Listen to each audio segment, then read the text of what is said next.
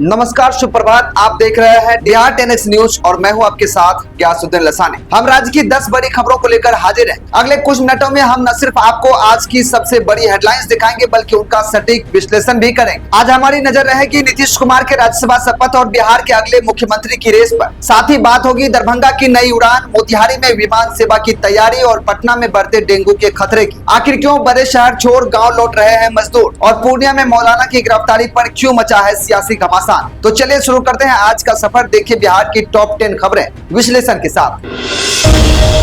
बिहार में नई सियासी हलचल, नीतीश कुमार के राज्यसभा शपथ की तारीख तय, जल्द सामने आएगा मुख्यमंत्री का नाम।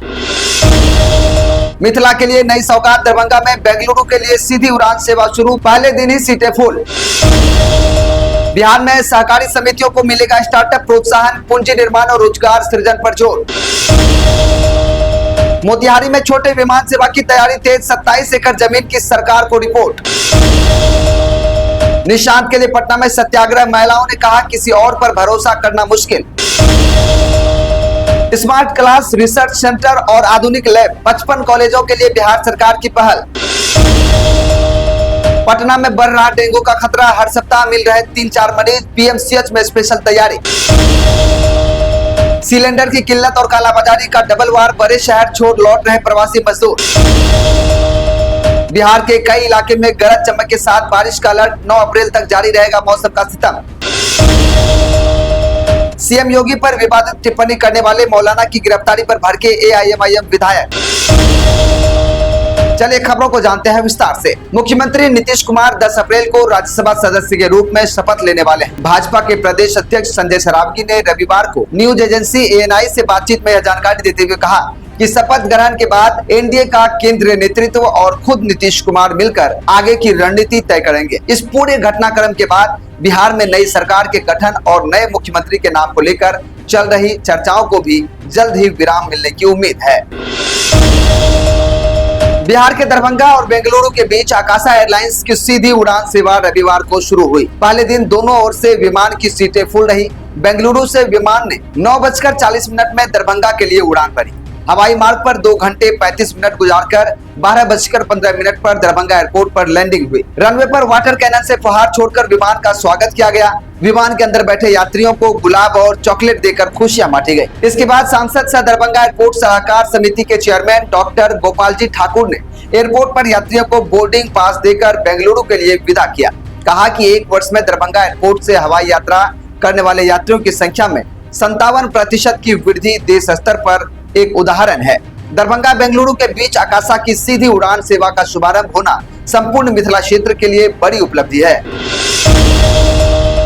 बिहार में सभी सहकारी समितियों को स्टार्टअप को प्रोत्साहन मिलेगा। पहले चरण में 9000 सहकारी समितियों को बिहार स्टेट कोऑपरेटिव बैंक से ऋण का सुविधा दिलाने की तैयारी हो रही है। यह सुविधा उन सहकारी समितियों को प्राथमिकता के आधार पर मुहैया कराई जाएगी जिन समितियों का खाता बाही यानी ऑडिट रिपोर्ट के साथ लेखा जोखा चुस्त दुरुस्त होगा। वैसे सरकार ने सभी सहकारी समितियों के लिए सालाना ऑडिट कराना अनिवार्य कर दिया है, जिसकी ऑडिट रिपोर्ट मुख्यालय में जमा होगी। सहकारिता विभाग द्वारा राज्य में कार्यरत सहकारी समितियों को बहुउद्देश्य कार्यों से जोड़ने की योजना पर तेजी से काम किया जा रहा है। सहकारी समितियों को सुदृढ़ करने हेतु अब पूंजी निर्माण और रोजगार सृजन पर जोर दिया जा रहा है।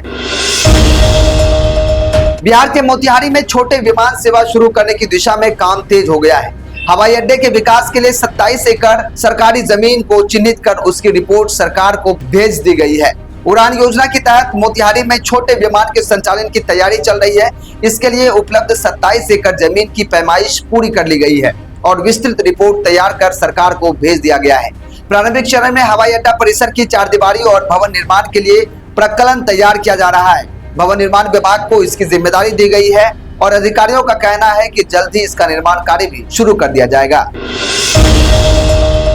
बिहार की राजनीति एक बार फिर से अहम मोड़ पर खड़ी नजर आ रही है। मुख्यमंत्री नीतीश कुमार के पद छोड़ने की अटकलों के बीच अब उनके बेटे निशांत को मुख्यमंत्री बनाने की मांग तेज हो गई है। इस मांग को लेकर सुधार वाहिनी से जुड़ी महिलाओं ने अनोखा आंदोलन शुरू कर दिया है। रविवार को पटना के गांधी मैदान में बापू की प्रतिमा के नीचे महिलाओं ने सत्याग्रह शुरू कर दिया है। सत्याग्रह कर रही महिलाओं का साफ कहना है कि अगर नीतीश कुमार मुख्यमंत्री नहीं रहते हैं तो उनकी जगह निशांत कुमार को ही जिम्मेदारी दी जाए। उनका कहना है कि किसी अन्य नेता पर भरोसा करना मुश्किल है। सुधार वाहिनी की राष्ट्रीय अध्यक्ष प्रतिभा सिंह ने कहा कि नीतीश कुमार के पद छोड़ने के फैसले से वे भी आहत हैं। उन्होंने कहा कि यदि निशांत कुमार मुख्यमंत्री बनते हैं तो लोगों का भरोसा बना रहेगा और महिलाओं की सुरक्षा का वही भरोसा मिलेगा जो अब तक मिलता आया है। राज्य सरकार ने जिन 55 प्रतिष्ठित अंगीभूत कॉलेजों को सेंटर ऑफ एक्सीलेंस बनाने के लिए चुना है, उनके लिए विशेष रणनीति और कार्य योजना तैयार कर उसे जमीन पर उतारने की प्रक्रिया शुरू कर दी गई है। उच्च शिक्षा विभाग ने एक विस्तृत कार्य योजना बनाई है, जिसके तहत चयनित कॉलेजों में मौजूदा इंफ्रास्ट्रक्चर का ऑडिट कराया जाएगा। इसके आधार पर आधारभूत संरचना के विकास के लिए प्राथमिकताएं तय की जाएंगी। साथ ही शिक्षकों और टीचिंग एंड लर्निंग कंटेंट भी विकसित किया जाएगा। प्रत्येक कॉलेज में एक कमेटी गठित की जाएगी, जिसकी निगरानी में सेंटर ऑफ एक्सीलेंस से जुड़े कार्यों को आगे बढ़ाया जाएगा। इसके अलावा करीब 5000 पुस्तकों वाला आधुनिक पुस्तकालय भी विकसित किया जाएगा। शिक्षकों और छात्रों के बीच नियमित शैक्षिक संवाद कार्यक्रम आयोजित किए जाएंगे, जबकि विद्यार्थियों के लिए काउंसलिंग की व्यवस्था को भी प्राथमिकता दी जाएगी।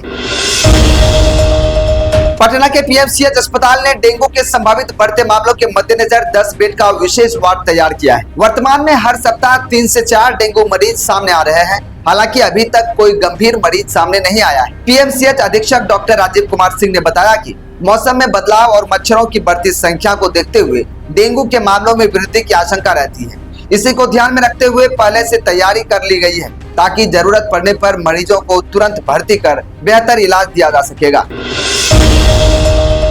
पूरे देश में एलपीजी सिलेंडर की किल्लत अब आम लोगों के साथ पटना के प्रवासी मजदूरों पर भी भारी पड़ रही है। मुंबई जैसे बड़े शहर में काम करने वाले मजदूर अब गैस की समस्या से परेशान होकर बिहार में अपने अपने गांव लौटने लगे हैं। पटना पहुंचे कई मजदूरों ने बताया कि हालत इतने खराब हो गए हैं कि रोजमर्रा का खाना बनाना भी मुश्किल हो गया है। मजदूरों का कहना है कि शुरुआत में उन्होंने लकड़ी पर खाना बनाकर काम चलाने की कोशिश की, लेकिन अब वह भी संभव नहीं हो पा रहा है। लगातार बढ़ती दिक्कतों के चलते उन्हें गांव लौटने का फैसला करना पड़ा है। उनका कहना है कि जब तक गैस की स्थिति ठीक नहीं होती है, वे वापस शहर नहीं जाएंगे। उत्तर पश्चिम बिहार से मणिपुर तक एक निम्न दबाव का क्षेत्र बने होने के कारण मौसम में बदलाव के आसार हैं। मौसम विज्ञान केंद्र पटना के वेदर फोरकास्ट के अनुसार राज्य में आंशिक रूप से बादल छाए रहने के साथ मेघ गर्जन वज्रपात को लेकर चेतावनी जारी की गई है। राज्य में 9 अप्रैल तक मौसम का मिजाज बिल्कुल बदला रहेगा। उत्तर पश्चिम भागों के जिलों के अलावा औरंगाबाद, बांका, भभुआ, गयाजी, नवादा एवं रोहतास जिले के 1 या 2 स्थानों पर आंधी पानी को लेकर येलो अलर्ट जारी किया गया है। मौसम में बदलाव आने के साथ पटना सहित 25 जिलों की अधिकतम तापमान में गिरावट दर्ज की गई है। पटना का अधिकतम तापमान में 1.6 डिग्री सेल्सियस की गिरावट आने के साथ 37.8 डिग्री सेल्सियस एवं 38.4 डिग्री सेल्सियस के साथ शेखपुरा का सर्वाधिक तापमान दर्ज किया गया है। एआईएमआईएम विधायक अख्तरुल इमान ने पूर्णिया में मौलाना अब्दुल्ला सालिम चतुर्वेदी की यूपी एसटीएफ द्वारा गिरफ्तारी का कड़ा विरोध किया है। उन्होंने इसे फिल्मी अपहरण बताते हुए एसटीएफ की कार्यशैली पर सवाल उठाए हैं। उन्होंने इस मामले में मुख्यमंत्री नीतीश कुमार, उप मुख्यमंत्री सम्राट चौधरी और मानवाधिकार आयोग को पत्र लिखकर उत्तर प्रदेश पुलिस की कार्यशैली पर गंभीर सवाल उठाए हैं। विधायक अख्तरुल इमान के मुताबिक यूपी एसटीएफ ने पूर्णिया के दलमालपुर में जिस तरह से कार्रवाई की वह किसी फिल्मी अपहरण जैसी लगती है। उन्होंने मौलाना की सुरक्षित और तत्काल रिहाई सुनिश्चित करने और मानवाधिकारों के उल्लंघन तथा अवैध प्रक्रिया अपनाने वाले अधिकारियों पर कार्रवाई की भी मांग की है। इस घटना के बाद सीमांचल सहित पूरे प्रदेश के अल्पसंख्यक समुदाय में भारी रोष है।